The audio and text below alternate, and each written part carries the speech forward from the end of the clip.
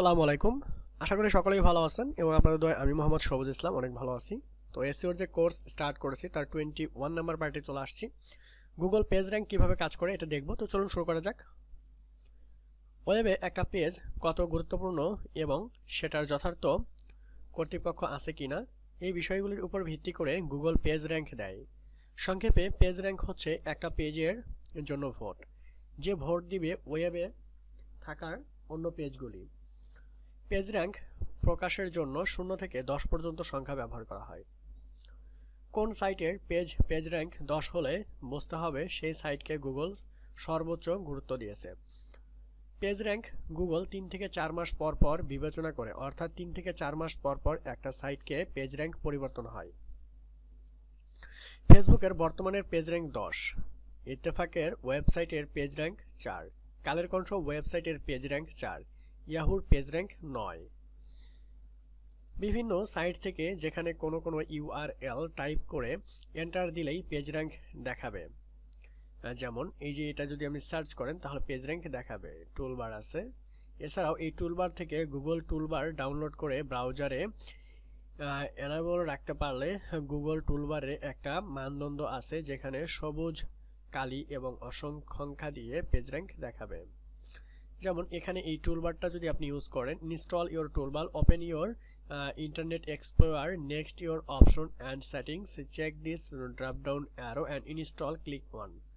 ঠিক আছে, এটাকে আপনি ইনস্টল করতে হবে। আপনি ক্রোম থেকে ওটা ইনস্টল করতে পারবেন।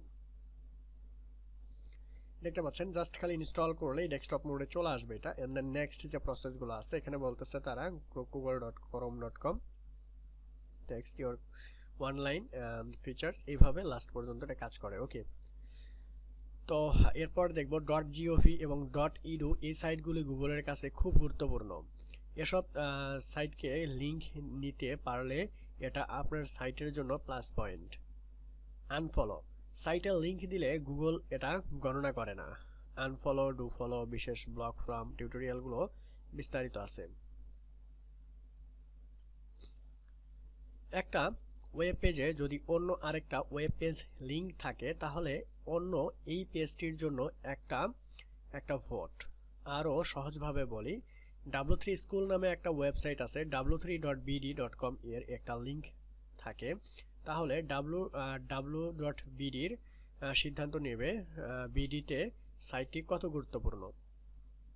তবে গুগল সব সাইটে লিঙ্ক গণনা করে না। পেজ র্যাঙ্ক 0, এগ্রুপ 1000টা সাইটে আপনার সাইট 1000টা লিঙ্ক থাকলেও আপনার পেজ র্যাঙ্ক বাড়বে না। আর যদি পেজ র্যাঙ্ক 6 এরূপ কোনো একটা সাইটে যদি আপনার সাইটে লিঙ্ক থাকে তাহলে একবারে আপনার পেজ র্যাঙ্ক হয়ে যাবে 5।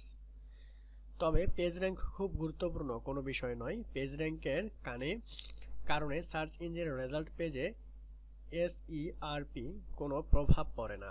পেজ র্যাঙ্ক 0 এমন সাইট গুগলের প্রথম পেজে থাকতে পারে। অপরদিকে বেশি পেজ র্যাঙ্ক কোনো সাইট গুগলের প্রথম পেজে নাও থাকতে পারে।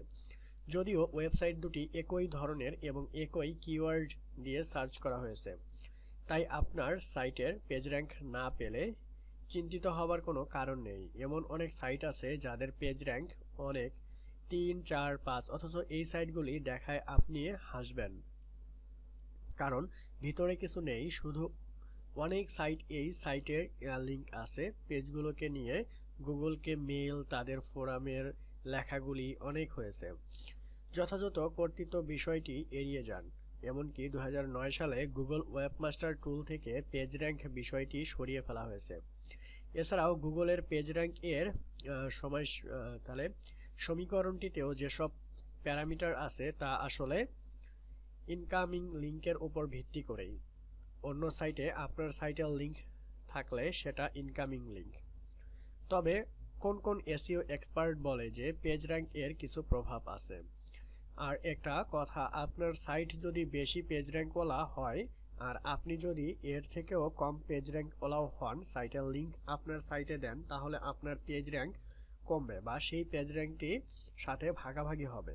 অর্থাৎ আউটব্রান্ড লিঙ্ক দেওয়ার সময় সতর্ক থাকবেন। অবশ্যই আমরা যখন কোনো পেজে লিঙ্ক সাবমিট করব, অবশ্যই একটু সতর্কতার সাথে লিঙ্কগুলো সাবমিট করতে হবে। Thank you so much watching this videos.